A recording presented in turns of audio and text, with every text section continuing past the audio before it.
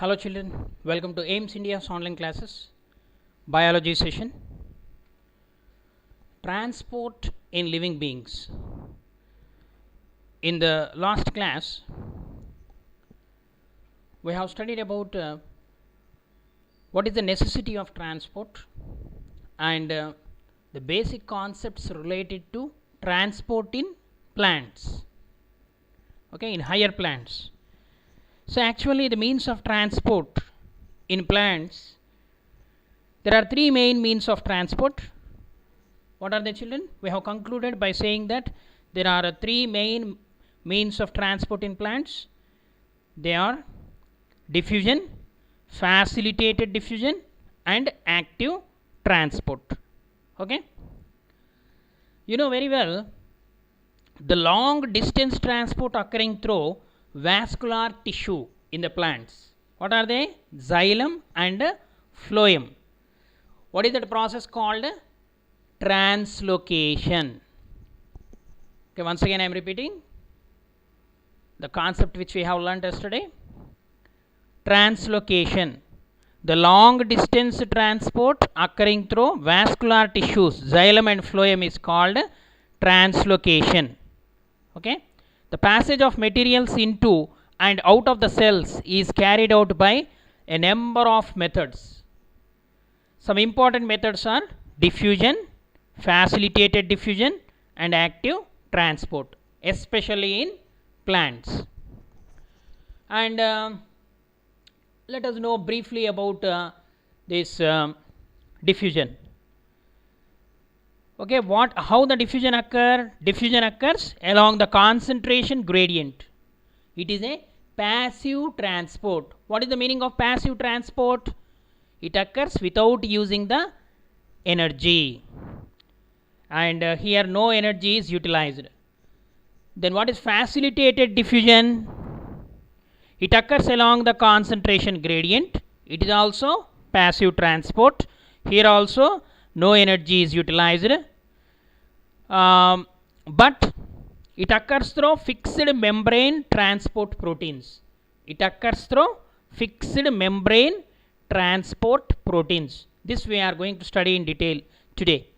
Okay, and active transport means it occurs against the concentration gradient, means from low concentration to high concentration, and it employ or it uses ATP, energy, metabolic energy, ATP, and it takes place what do you call uphill transport, and it is faster than the passive transport. Okay, so let us enter into today's class. Are you ready, children? Means of transport in plants. Diffusion. The substance move from higher concentration region to lower concentration region. It is a slow process and occurs most likely in liquids and gases. Okay, in which medium diffusion occurs? In liquids and gases. It is a slow process. It occurs from high concentration to low concentration. How long it occurs? It occurs until the concentration becomes equal on both sides, until it attains the equilibrium. In plants, diffusion is the only means of transport for gases. The rate of diffusion depends on the gradient of concentration, pressure, temperature and permeability of membrane separating them. Okay, so this is exceptional. Permeability of membrane separating them is exceptional, but remaining gradient of concentration is the main. Then pressure, temperature. These three main factors on which the diffusion depends. Okay, in the yesterday's class we have learned that the water enters into the plant by means of osmosis, but whereas the mineral salts enters by the process of diffusion.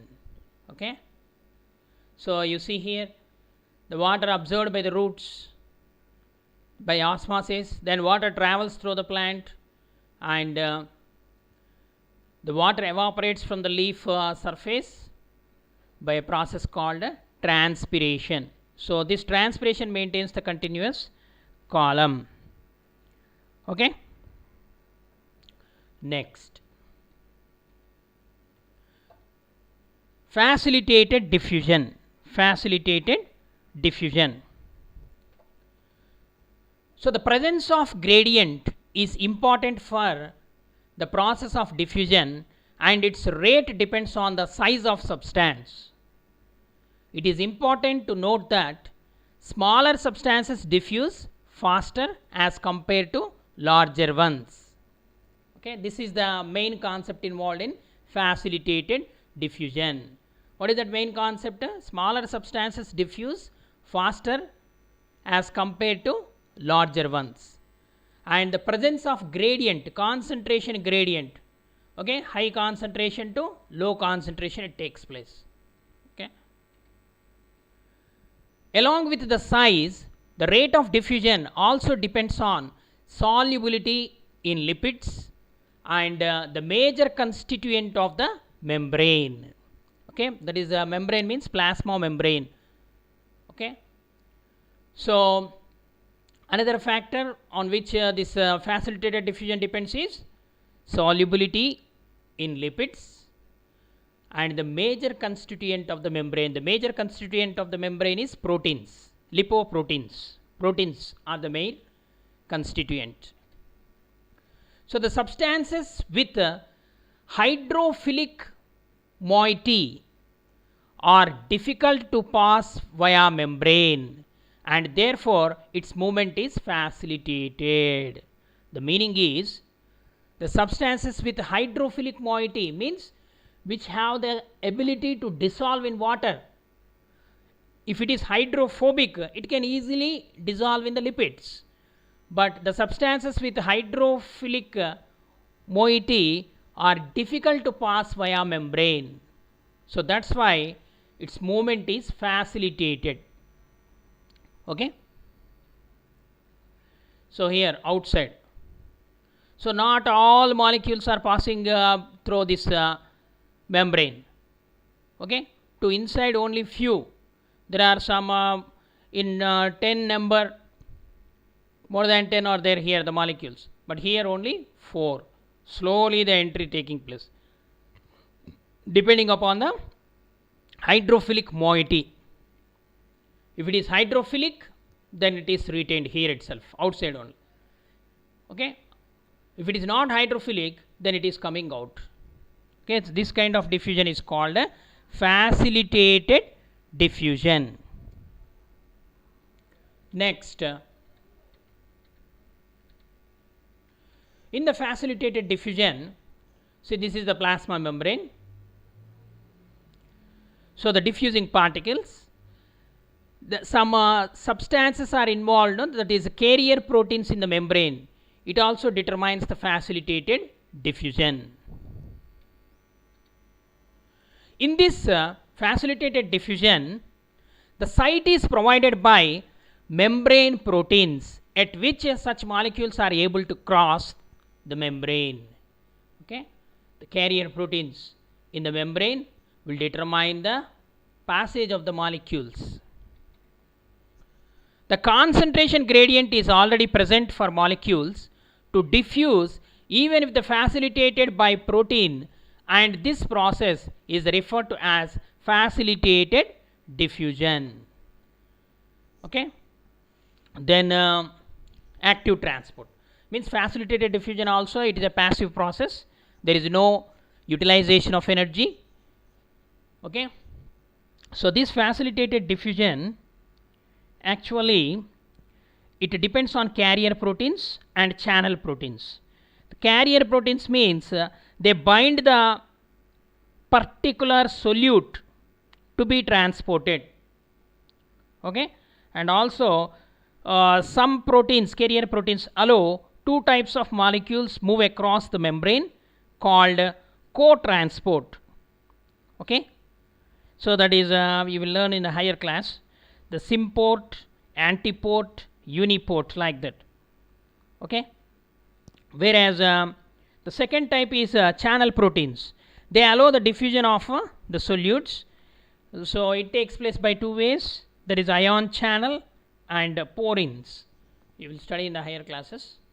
Okay, but here you remember the concept, facilitated diffusion also it takes place passively. Okay, now active transport means diffusion and facilitated diffusion, these two are passive transports. Now active transport. Active transport uses the energy in the form of ATP in the process of pumping molecules against the concentration. Okay, it uses ATP and the process takes place against the concentration, means from low concentration to high concentration. So here see the facilitated diffusion again. So the concentration is always taking place from diffusion, and facilitated diffusion occur from high concentration to low concentration, for which no energy is utilized. Okay, here in the passive in this facilitated transport, the transmembrane protein carries the changes the shape to facilitate the entry and exit of some nutrients, for example fructose. Okay, so why? Because the fructose, glucose, these are all hydrophilic molecules. Okay, in order to pass those substances, the shape, if it is like this, it won't pass. So it changed the shape here, see. Okay, that is facilitation, facilitated diffusion. After changing the shape, the molecule is coming out through the membrane. Okay, so this kind of the transport in plants is called facilitated diffusion. Okay, now let us know more about the active transport. In the active transport, the ATP donates a phosphate to a particular gateway molecule, which then pumps the desired molecule across membrane, even if it goes opposite concentration gradient. Okay, so in this active transport, the ATP molecule energy, so you see here the ATP molecule. So here the minerals, some sugars and most amino acids move against a concentration gradient with an input of energy. So when the energy is used, then these molecules are passed through the membrane. So this kind of transport is called as active transport. Only you remember, the transport which takes place by the utilization of energy is called active transport. Okay, it takes place opposite concentration gradient, against the concentration gradient, means from low concentration to high concentration also it takes place, because energy is helping. So thus the energy of ATP is used to drive the pump. The next one is osmosis. So osmosis is the movement of solvent, that is water molecules, from the region of their higher diffusion pressure or free energy to the region of their lower diffusion pressure or free energy across a semi-permeable membrane. Across a semi-permeable membrane. Actually this osmosis takes place two ways, endoosmosis and exosmosis. Endoosmosis is the osmotic entry of water into a cell, and exosmosis means, exosmosis is the osmotic withdrawal of water from a cell. So here see once again the osmosis, it is a spontaneous movement of solvent, that is water molecules, through a cellular membrane or plasma membrane, living membrane.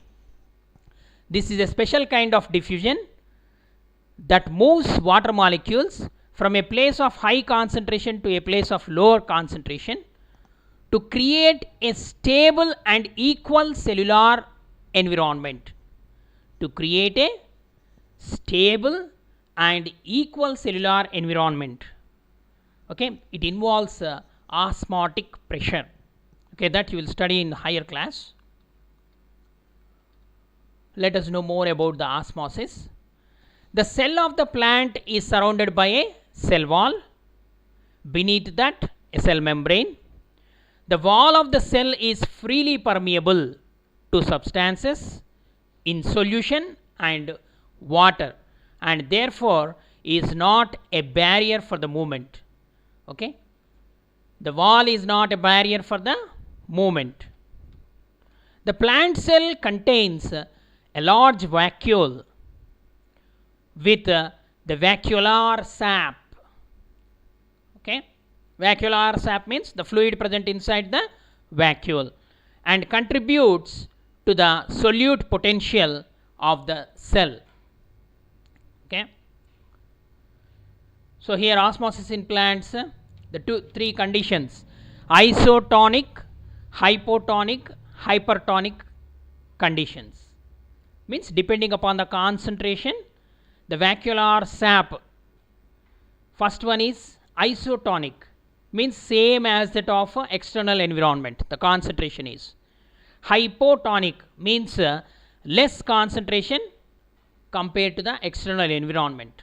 Hypertonic means the vacuolar sap concentration is more compared to external environmental solution concentration. Okay, so in plant cell, the membrane of the vacuole, cell membrane, it is called as tonoplast, are the important determinants of the movement of molecules. Okay, see here, this is the vacuole. The membrane surrounding the vacuole is called tonoplast. So first condition is isotonic. Isotonic condition, both the concentration in the internal vacuolar sap and outside the cell same. Okay, this condition is called as flaccid condition. Okay, the turgid condition is the normal condition. Flaccid conditions means dry condition. Okay, hypotonic means low concentration compared to external environment. So here the concentration is same, also some water is lost from the cell, so that is flaccid condition. But turgid condition, no loss of water from the cell, normal condition. But plasmolized means hypertonic. When the concentration inside the vacuolar sap is more compared to the external environment, then the total water present in the cell will goes out to maintain the osmotic balance. So the cell is plasmolized. Okay, shrinkage occur. This is the osmosis in a plant cell. Then the means of transport in the plants. Next concept is the plasmolysis. Plasmolysis means it is the shrinkage of protoplast of a cell from its cell wall under the influence of a hypertonic solution is called plasmolysis. The term plasmolysis is defined as the contraction of the protoplasm of the cell within plants due to loss of water through osmosis. Okay, it is called plasmolysis. In other words, the behavior of plant tissues or cells regarding the movement of water depends on surrounding solution, and this process occurs when water is drawn out of the cell through the process of osmosis, exosmosis. Okay, the total water will be lost from the cell. When the condition is hypertonic, means the concentration is more inside the cell compared to external environment. So this plasmolysis process occur. The contraction of the protoplasm of the cell within the plants due to loss of water through osmosis is called plasmolysis. So osmosis occurs when the cell has higher concentration as compared to its surrounding.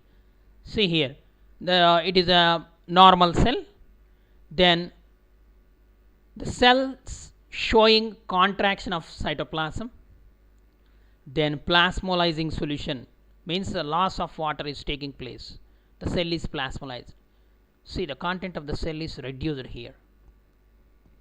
Okay, we can say due to the withdrawal of water from cytoplasm and central vacuole of the cell, the size of the protoplasm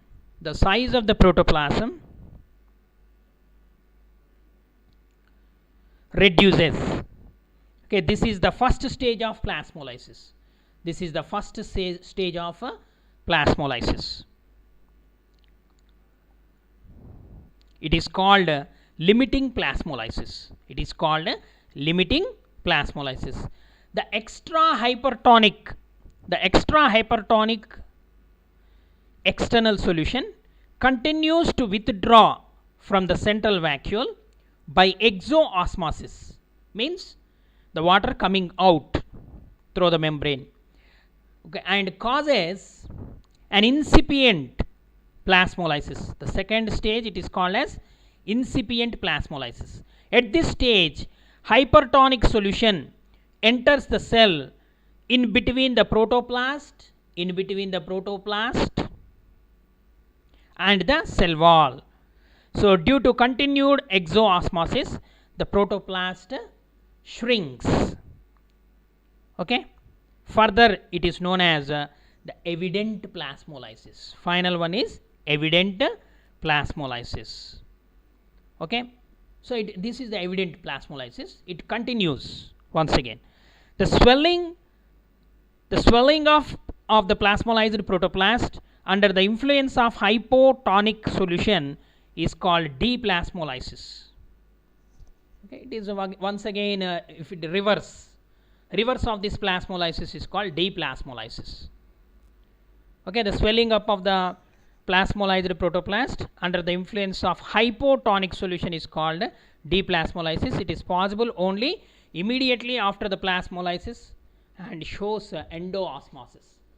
Means because the cell shrinkage, if it continues, the cell may die.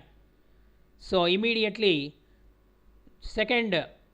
next osmosis, the endoosmosis takes place to recover. So during that endoosmosis, deplasmolysis occur. Okay, so this is about the plasmolysis. Next, plasmolysis depends on three types of solution. What are they? Isotonic solution, hypotonic solution, and hypertonic solution. What is isotonic solution? The middle one. It is the condition when the external solution balances the osmotic pressure of the cytoplasm. External solution balances the osmotic pressure of the cytoplasm. It is called isotonic, equal, flaccid condition. Next, hypotonic. In this case, external solution is dilute as compared to cytoplasm. External solution is dilute as compared to cytoplasm. So this condition is the turgid condition. Okay, and hypertonic.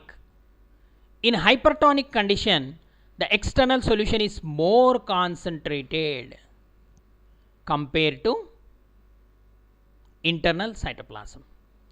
So water oozes out. Here water enters inside. Here equally water goes in, comes out. Okay. So this is a plasmolyzed condition, hypertonic. Okay, when the cell is placed in the high concentrated solution, this takes place, plasmolysis. Okay, means of transport in plants. Okay, read the lesson. Thank you for watching our video. Please subscribe our channel and press the bell icon for receiving latest updates.